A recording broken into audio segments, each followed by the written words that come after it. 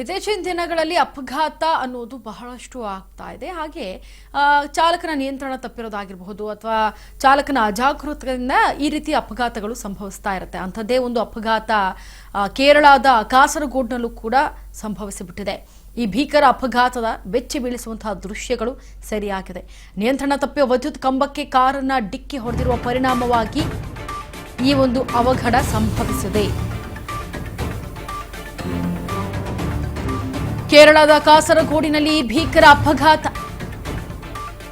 ನಿಯಂತ್ರಣ ತಪ್ಪಿ ವಿದ್ಯುತ್ ಕಂಬಕ್ಕೆ ಕಾರು ಡಿಕ್ಕಿಯಾಗಿದೆ.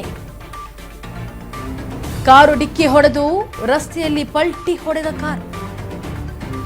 ಕಾರಿನ ಏರ್ ಬ್ಯಾಗ್ ಓಪನ್, ಕಾರಿನಲ್ಲಿದ್ದವರು ಪಾರು. ಗದಗ್ನ ನರಗುಂದ ಬಳಿ ಭೀಕರ ಡೆಡ್ಲಿ ಅಪಘಾತ ಸಂಭವಿಸಿದೆ.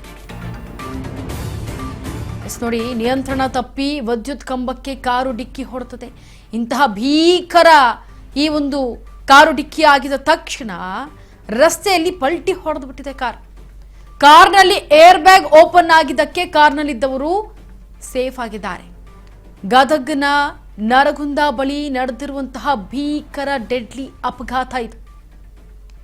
ಗಮನಿಸ್ತಾ ಇದ್ದೀರಾ ದೃಶ್ಯಾವಳಿಗಳಲ್ಲಿ ಯಾವ ರೀತಿಯಾಗಿ ವಿದ್ಯುತ್ ಕಂಬಕ್ಕೆ ಡಿಕ್ಕಿ ಹೊಡೆದು ಕಾರು ಪಲ್ಟಿ ಹೊಡಿತು ಅಂತ. ಚಾಲಕನ ಅಜಾಗರೂಕತೆ, ಚಾಲಕನ ಒಂದು ನಿರ್ಲಕ್ಷ್ಯ ಎಲ್ಲವೂ ಕೂಡ ಎದ್ದು ಕಾಣ್ತಾ ಇದೆ ಈ ಒಂದು ಸಿಸಿಟಿವಿ ದೃಶ್ಯದಲ್ಲಿ. ಸದ್ಯ ಸರಿಯಾಗಿರುವಂತಹ ಸಿಸಿಟಿವಿ ದೃಶ್ಯದಲ್ಲಿ ನಾವು ಗಮನಿಸ್ತಾ ಇದ್ದೀವಿ ಎಷ್ಟರ ಮಟ್ಟಿಗೆ ಆಕ್ಸಿಡೆಂಟ್ ಆಯಿತು ಅಂತ. ಡೆಡ್ಲಿ ಅಪಘಾತ ಆಯಿತು. ಆ ಕಾರ್ನಲ್ಲಿ ಏರ್ ಬ್ಯಾಗ್ ಇದ್ದದ್ರಿಂದ ಬದುಕುಳಿದಿದ್ದಾರೆ ಆ ಕಾರ್ನಲ್ಲಿ ಇದ್ದವರೆಲ್ಲರೂ ಕೂಡ.